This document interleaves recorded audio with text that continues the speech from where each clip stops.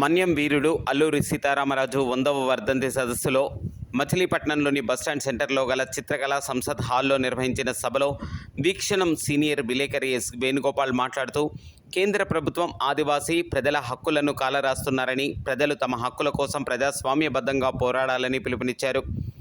APCLC రాష్ట్ర కార్యదర్శి senior న్యాయవాది చిలుక చంద్రశేఖర్ మాట్లాడుతూ కార్పొరేటీకరణ, ఆదివాసులపై దాడి, మిలిటరీకరణ ప్రజలు ఎందుకు వ్యతిరేకించాలో వివరించారు.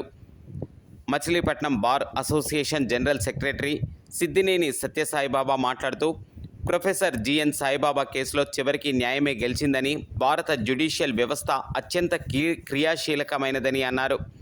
అదేవిధంగా న్యాయవాది వెంకట్ మాట్లాడుతూ ఎలక్ట్రోలైట్ బాండ్స్ వ్యవస్థను వివరించి ఆ స్కామ్ వివరాలు తెలిపి ఖండించారు. సభలో సిపిఎం సీనియర్ నాయకులు శర్మ, న్యాయవాది నున్నా అరవింద్, పీడీఎం రాష్ట్ర నాయకులు YV Kranthi Kumar, Prasad, Balasai, Sunshine Society Manohar తదితరులు పాల్గొన్నారు. ఈ సభలోనే ఆదివాసీలపై దాడిని వివరిస్తున్న పుస్తకం దేశంలో ఫ్యాసిజం అనే పుస్తకాన్ని ఎన్ వేణుగోపాల్ ఆవిష్కరించారు. ఎదుర్కొంటున్న బాధను చూసి వాళ్ళని ఏ విధంగా బ్రిటిష్ పీపుల్ ఆ రోజుల్లో హింసిస్తున్నారో అన్న విషయాన్ని బాగా స్టడీ చేసి, ఆయన బాగా చదువుకున్న ఆయనే, మంచి రాజకుటుంబీకుడు. అలాంటి ఆయన పేద ప్రజల పక్షాన నిలబడి వాళ్ళ కోసం పోరాడి వాళ్ళ యొక్క జీవన విధానంలో మార్పులు తెచ్చి పెద్దల నుంచి వాళ్ళని కాపాడాలని ఒకే ఒక ఉద్దేశంతో ఆయన పోరాటం చేసి ప్రాణాలు వదిలాడు.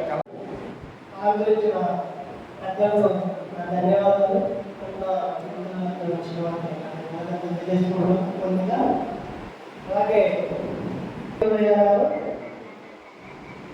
అల్లూరి సీతారామరాజు గారు, అలాగే నేతాజీ అహింసా మార్గాన్ని ఎంచుకొని మన భారతదేశానికి స్వతంత్ర పోరాటంలో ఎంతో వాళ్ళ జీవితాన్ని త్యాగం చేసినారు. అలాంటి స్ఫూర్తి ఉన్నవారు ఇక్కడ చాలా వరకు ఇక్కడ సంబంధించిన వారిని నేను అనుకుంటున్నాను కంపల్సరీగా. అయితే ఇప్పుడున్న రాజకీయ పరిస్థితులు మన రాజ్యాంగానికి ఎంతో విరుద్ధంగా ఉంటుంది.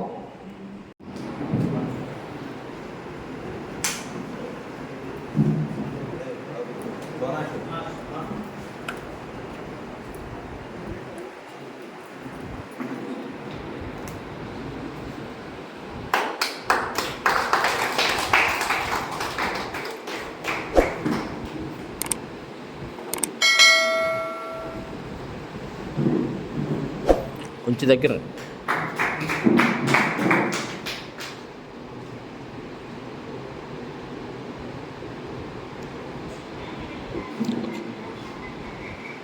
జిఎన్ సాయిబాబా గారు చెప్పినట్టు లేదా తనదైన విశ్లేషణని ఇప్పుడు సందేశం రూపంలో ఇస్తారు. వేదిక మీద ఉన్న వ్యక్తులు, సభలో ఉన్న వ్యక్తులు, కామ్రేడ్స్, నిజానికి వాళ్ళ 3 వేరు అంశాలు అనిపించే అంశాల మీద ఒక సభ ఏర్పడాయి.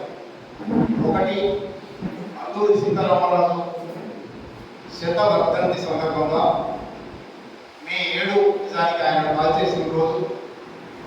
ఆయన సంస్మరణలో దేశం గురించి, సమాజం గురించి, పాలన గురించి ఆలోచించాలి అని పేట్రియాటిక్ డెమోక్రటిక్ మూవ్మెంట్ పీడీఎం ఒక క్యాంపెయిన్ నిర్వహిస్తున్నది. ఆ క్యాంపెయిన్లో భాగంగా ఈ సభ.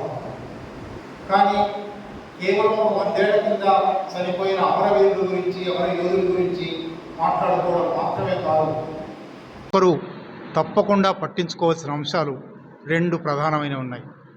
మొట్టమొదటిది, మధ్య భారత అరణ్యాలలో, దండకారణ్యంలో జనవరి 1 నుంచి ప్రారంభించి గత 4 నెలలుగా అత్యంత దుర్భరంగా సాగుతున్న నిర్బంధకాండ, దమనకాండ.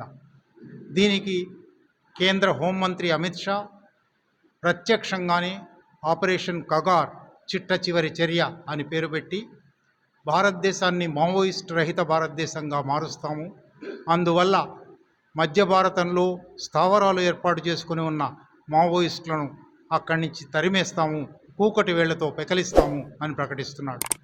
అక్కడ మావోయిస్టులు మాత్రమే లేరు, ఆదివాసీ ప్రాంతాలవి, కోట్లాది మంది లక్షలాది మంది ఆదివాసులు అక్కడున్నారు. మావోయిస్టుల మీద దాడి పేరుతో జరగబోయేది ఆదివాసుల మీద మారణహోమం.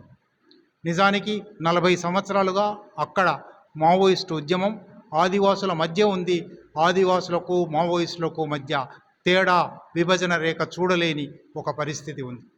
ఇంతకు మావోయిస్టులనైనా ఆదివాసులనైనా ఇట్లా హత్య చేస్తాము, మారణకాండ జరుపుతాము, రద్దు చేస్తాము అని అనడం రాజ్యాంగబద్ధమేనా?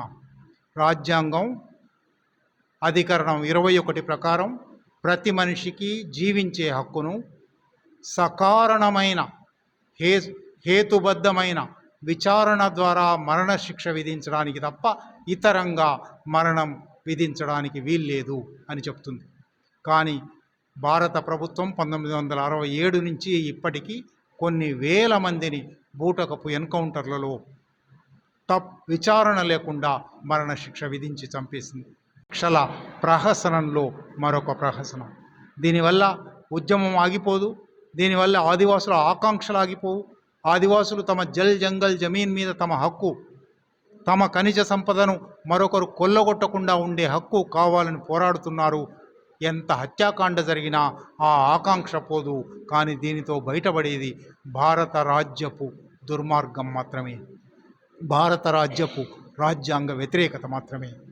ఇది ఇవాళ దేశంలో ఆలోచించవలసిన మొట్టమొదటి విషయం. రెండో విషయం, ఇవే పాలకవర్గాలు ఎన్నికల ప్రచారంలో భాగంగా బహిరంగంగా ప్రధానమంత్రి స్థాయిలో ఉన్న వ్యక్తి